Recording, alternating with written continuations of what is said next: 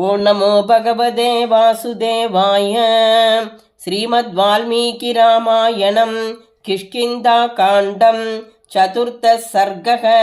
सुग्रीवसमीपगमनं ततः प्रहृष्टो हनुमान् कृत्यवानिति तद्वचः श्रुत्वा मधुरभावं च सुग्रीवं मनसा गतः। भव्यो राज्यागमस्तस्य सुग्रीवस्य महात्मनः यदयं कृत्यवान् प्राप्तः कृत्यं चैददुपागतं।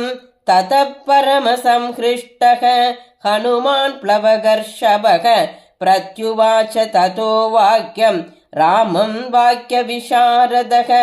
किमर्थं त्वं वनं घोरं पम्पाकाननमण्डितम् आगतः सानुजो दुर्गं नानाव्यालमृगायुधं।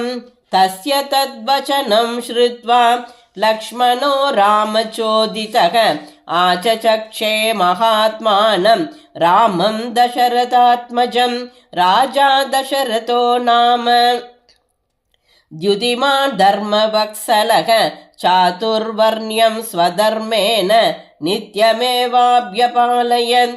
न द्वेष्टा विद्यते तस्य न च स द्वेष्टि कञ्चन।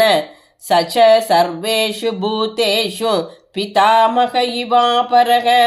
अग्निष्टोमादिभिर्यज्ञैः इष्टवानाप्तदक्षिणैः तस्यायं पूर्वजः पुत्रः रामो नाम जनैः श्रुतः। शरण्यः सर्वभूतानां पितुर्निर्देशपारगः वीरो दशरथस्यायं पुत्राणां गुणवत्तमः।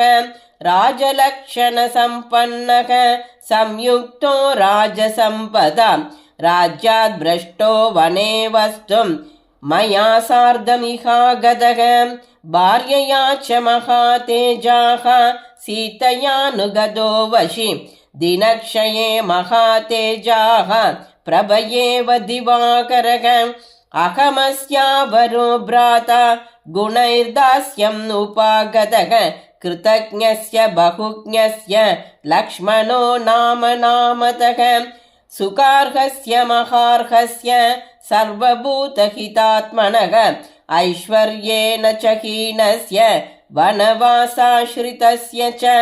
राक्षसापहृता भार्यां रहिते कामरूपिणां तच्च न ज्ञायते रक्षः पत्नी येनास्य साहृता।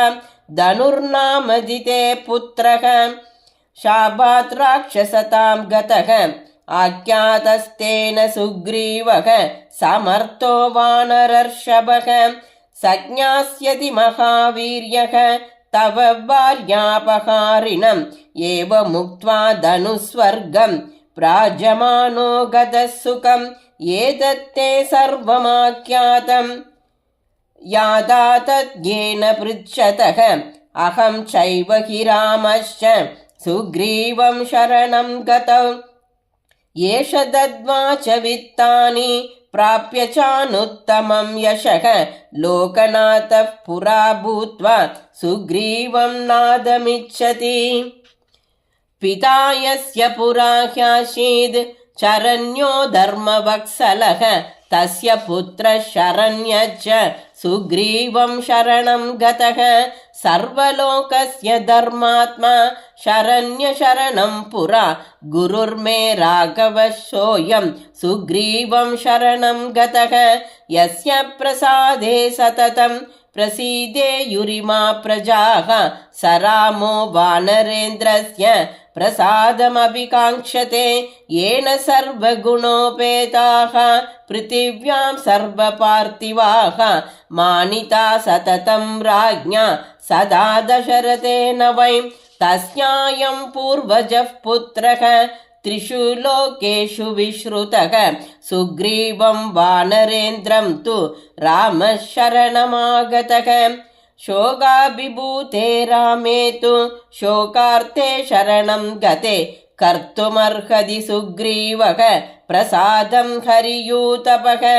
एवं ब्रुवाणं सौमित्रिं करुणं साश्रुलोचनं हनुमान् प्रत्युवाचेदं वाक्यं वाक्यविशारदः ईदृशा बुद्धिसम्पन्नाः जितक्रोधा जितेन्द्रियाः द्रष्टव्या वानरेन्द्रेण दिष्ट्या दर्शनमागताः स हि राज्यात् परिभ्रष्टः कृतवैरश्च वालिना हृतदारो वने त्यक्तः भ्रात्रा विनिकृतो भृशं करिष्यति स साहाय्यम् युवयोर्भास्करात्मजः सुग्रीवसह चास्माभिः सीताया परिमार्गणे इत्येवमुक्त्वा हनुमान् श्लक्ष्णं मधुरया गिरा बभाषे साधु गच्छेम सुग्रीवमिति राघवम् एवं ब्रुवाणं धर्मात्मा हनुमन्तं स लक्ष्मणः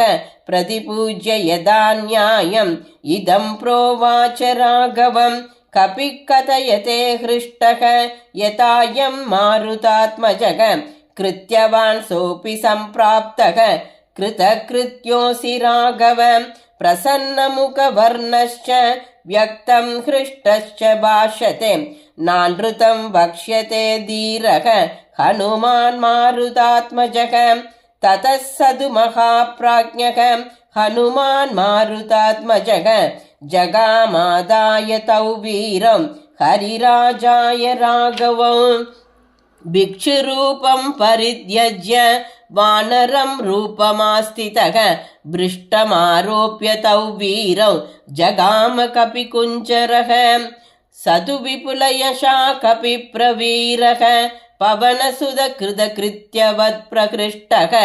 गिरिवरमुरुविक्रमप्रयातः सुशुभमदिसह रामलक्ष्मणाभ्याम् इत्यार्षे श्रीमद् रामायणे वाल्मीकिये आदिकाव्ये चतुर्विंशतिसहस्रिकायां संहितायां किष्किन्धाकाण्डे सुग्रीवसमीपगमनं नाम चतुर्थः सर्गः। श्रीदाशरथाय विद्महे सीतावल्लभाय धीमहि तन्नो राम प्रचोदयात्। जानकीकान्तस्मरणं जय जय राम राम।